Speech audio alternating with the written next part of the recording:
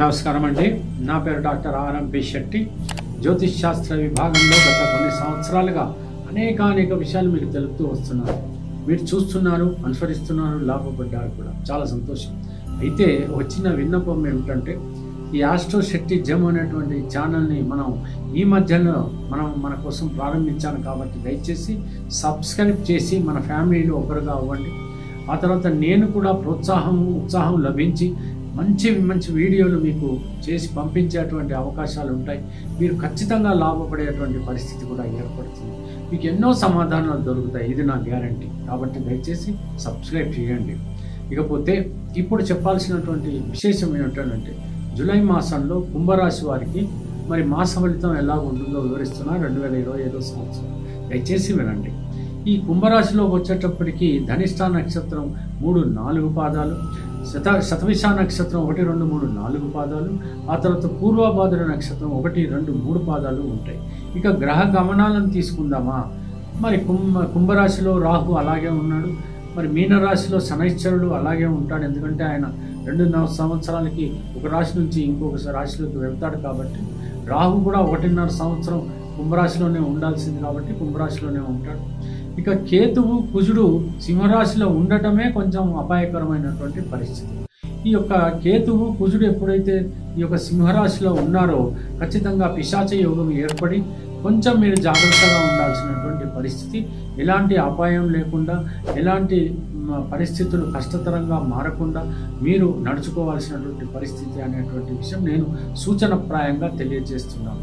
ఇకపోతే మరో విషయం ఏంటంటే, ఈ యొక్క శుక్రుడు మాత్రం వృషభ రాశిలో ఉండటం అనేటువంటి ఆయన స్వంత రాశి కాబట్టి తప్పకుండా ఆనందకరంగా ఉంటుంది. ముఖ్యంగా చలనచిత్ర రంగానికి కానీ, మిగతా కళారంగంలో ఉన్నటువంటి వాళ్ళకి కానీ వీళ్ళందరికీ కూడా చాలా అద్భుతమైనటువంటి రోజులుగా ఈ మాసం అంతా మనం చెప్పచ్చు. రవి, గురువులు ఎప్పుడైతే మరి మిథున రాశిలో ఉంటారో ఖచ్చితంగా రాజకీయ రంగంలో ఉన్నటువంటి వాళ్ళకు కూడా చాలా బాగుంటుంది. వాళ్ళు కూడా ఏదైనా పేరు ప్రతిష్టలు, గౌరవాలు పొందేటువంటి అవకాశాలు ఖచ్చితంగా ఉంటాయి. ఇక బుధుడు మాత్రం కర్కాటక రాశిలో ఉంటాడు కాబట్టి ఇంపోర్ట్స్ ఎక్స్పోర్ట్స్ వ్యాపారాలు చాలా సజావుగా సాగుతాయి. ఆ తర్వాత వ్యాపార రంగంలో చాలా అభివృద్ధి చెందేటువంటి పరిస్థితులు ఏర్పడతాయి. ప్రొఫెషన్ రంగంలో ఉన్నటువంటి వాళ్ళకి, ముఖ్యంగా సర్జన్స్కి, మిగతా డాక్టర్స్కి, లేకపోతే ఇంజనీర్స్కి, సాఫ్ట్వేర్ వాళ్ళకి, వీళ్ళందరికీ కూడా, లాయర్లకి కూడా గౌరవం లభించడమే కాకుండా ధనం కూడా దొరికేటువంటి అవకాశాలు ఖచ్చితంగా ఉన్నాయి. దూర ప్రయాణాలు చేస్తున్నప్పుడు మాత్రం కొంచెం గాయపడకుండా జాగ్రత్తగా చేయండి. అవసరమైతే ప్రయాణాలు చేయండి, లేకపోతే 28వ తేదీ జూలై వరకు మానుకొని పోస్ట్పోన్ చేసుకోండి. కావలిస్తే నెక్స్ట్ ఆగస్టు నెలలో మీరు ప్రయాణాలు సాగించవచ్చు. ఎందుకనంటే ఈ యొక్క 28వ తేదీ వరకు కూడా ఈ యొక్క కుజుడు కేతువుతో పాటు సింహరాశిలో ఉంటాడు కాబట్టి మీరు కూడా జాగ్రత్తగా ఉండవలసిందే. 28వ తేదీ ఏమవుతుందంటే ఈయన కన్యారాశిలోకి వెళ్ళిపోతాడు. అప్పుడు కుజకేతువుల యొక్క సంయోగం ఉండదు కాబట్టి మీరు హ్యాపీగా ప్రయాణాలు సాగించవచ్చు. మీ విజయవంతమయ్యేటువంటి పరిస్థితులు మీకు ఏర్పడతాయి. ఉద్యోగం కోసం ప్రయత్నిస్తున్నటువంటి వాళ్ళు ఖచ్చితంగా ప్రయత్నించండి. అర్హతను బట్టి, అనుకూలాన్ని బట్టి, అవకాశాన్ని బట్టి మీకు ఉద్యోగం దొరికేటువంటి అవకాశం ఉంటుంది. ఇకపోతే విదేశాలకు వెళ్ళాలి అని అనుకుంటున్నారు. పరిస్థితులు అనుకూలంగా ఉంటే మీరు ప్రయత్నాలు సాగించవచ్చు. ఒక్కసారి మీ జాతకంలో చూసుకొని విదేశాలకు వెళ్ళేటువంటి అవకాశం ఉందా లేదా అది చూసుకొని మాత్రమే మీరు ప్రయాణాలు చేయండి. అక్కడ మీరు చదువు కోసమో లేకపోతే ఉద్యోగం కోసం దేనికోసం వెళ్తారో మీరు వెళ్ళవచ్చు.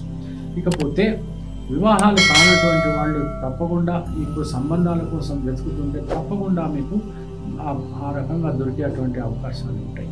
అయితే ఒక్క విషయం ఏంటంటే, ఈ మాసం అంతా కూడా ఈ యొక్క కుంభరాశి వాళ్ళు నోరు మంచిదైతే ఊరు మంచిది.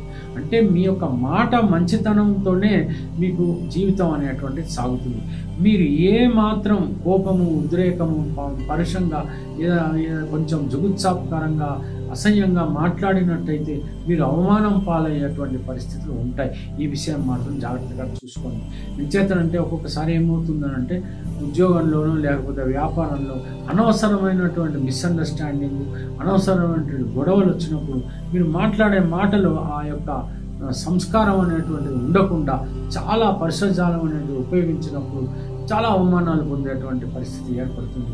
చాలా దీర్ఘకాలం అటువంటి అవమానంతో పాటు మీరు చాలా బాధపడేటువంటి పరిస్థితి కూడా వచ్చేటువంటి ఆ స్థితిగతులు ఉంటాయి. కొంచెం జాగ్రత్తగా ఉండండి. మరి ఇంకో విషయం ఏంటంటే, దూర ప్రయాణాలే కాదు, ఎక్కడైనా తీర్థయాత్రలు వెళుతున్నప్పుడు కూడా ఆ దైవం పైన భారం నుంచి కాదు, మీరు జాగ్రత్తగా ఉండాలి. దైవారాధన అనేటువంటిది చాలా ముఖ్యంగా ఏంటంటే పరమేశ్వరుణ్ణి పూజించండి, హనుమాన్ చాలీసా చదవండి, తప్పకుండా మీకు మంచి మేలు జరుగుతుంది, శుభాలు అనేటువంటివి కలుగుతాయి.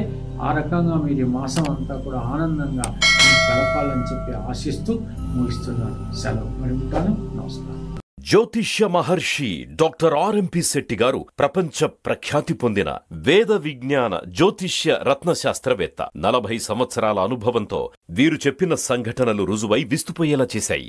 Indian institute of oriental heritage Calcutta, America astrologers federation USA వీరిని గౌరవ డాక్టరేట్ తో సత్కరించాయి. దేశ విదేశాలలో పలు రంగాలలోని ప్రముఖులు వీరి సలహాలు పొంది ఉన్నారు. వివరాలకు 9014378474 9618600074.